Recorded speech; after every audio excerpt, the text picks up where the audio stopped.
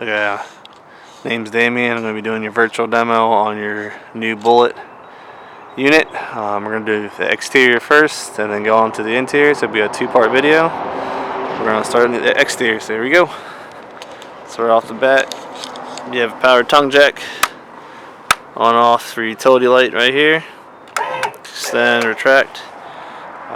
It has a inline 30 amp glass fuse right here.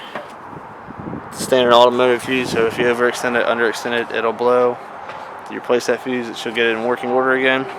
If for some unknown reason it decides to stop working altogether, this cap pops off and there's a manual crank that comes with the coach that you can manually operate it up and down if you need to. It comes with two 20-pound propane tanks. Got your regulator valve indicating it's pulling from this tank primarily. Once this tank's completely drained, it automatically pulls from the opposing tank. There's nothing to flip over. Keep in mind there is no gauge on the coach telling you how much propane you do have left, so I always recommend keeping the opposing tank closed so that way you still have propane when the first tank runs out.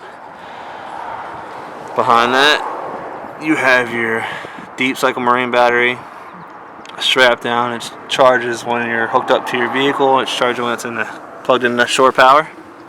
That also has a 10 amp fuse, so for some odd reason your coach isn't pulling any power from the battery, that fuse is most likely going to be blown. Also underneath the front you have a solar port there. That's for a portable solar panel that'll trickle charge the battery. Right here on this side you have the VIN ID information, gross vehicle weight information, tire size, and cold PSI recommendations. A nice shoot-through storage compartment. It has the manual crank for your jacks and your tongue jack. Right here you have your city water connection on the left, your potable water fill for your tank. Then you have your black tank flush valve. Always remember with your city water connection you want to make sure you have a pressure regulator valve. That'll keep the water PSI between 40 and 50 at all times. Potable water is strictly if you're going to go dry camping or boondocking. There's no water hookups. Above that, naturally, you have your satellite and cable inputs for the entire coach. And above that, you have your battery disconnect for the coach. Right here, you have your stabilizer jacks controls. Bottom one is for the rears, the top one's for the front. What happens is it puts one down at a time. First one hits, the second one come down, and then I'll push them both at the same time to stabilize. Same for the rear one. You have your outside shower here, which standard wand, hot and cold, rinse you off before you get inside the coach. Tucked up underneath, you have your fresh tank drain right over there. You have your black tank and your gray tank for your unit. There's a secondary gray back there because you have a kitchen island, so it's your galley tank. Black tank's your toilet. Gray sinks and showers. When you always dump, you're always going to pull your black tank first, followed by your gray to help flush out your sewage line. And you can see across the other side, you have your low point drains for the unit. Let's get back up. You have furnace exhaust. It tells you repeatedly it's hot, so make sure you have no kids touching it, pets, anything like that. Don't put anything in front of it because it can melt. Refrigerator exhaust. Only thing you have to do with that is every once in a while is twist it off, pull it off, and then get a can of spray air or air compressor and blow out all the debris that builds up. Your slide. It's very nice. Go further down. It is a 50 amp coach. This is your power cord that comes with the unit. They're usually about a good 32 feet long.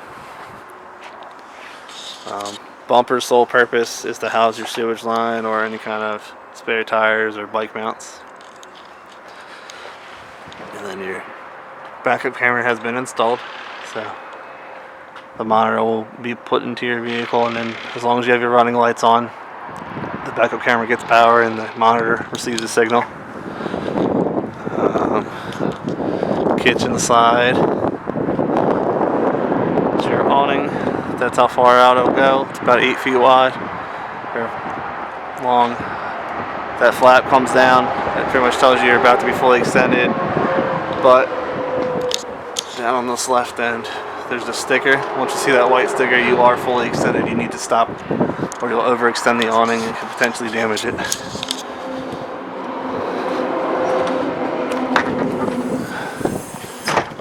You're outside, little cooking area, TV, refrigerator runs strictly on shore power and you're plugged in. Little storage area, and then you have the outside countertop.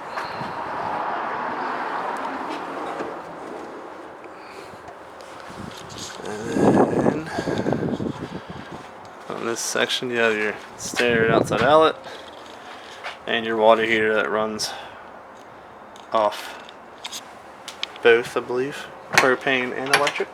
Yes, I'm correct. The only thing you ever have to do is before you turn it on, make sure you pull this pressure relief valve, make sure there is water in it, and make sure your drain plug is secured nice and tight all the way down. There is no self-igniting it. All you do is flick a switch and it self-ignites itself. You don't have to light it yourself manually. And then you also have your nice LED light strip. Your awning it's a pitchable awning. Just be careful if you do pitch it. There's a potential chance that it can hit the top of the slide, so you just gotta keep that in mind. Your LED strip, and then entry door. When your awning's closed, open it all the way up wide as you can to put your solid steps in. They sit in the door frame. You want to gently rest them in place. Do not let them slam or you can dent your door frame. And that is the exterior of your coach. We'll go on to the interior next.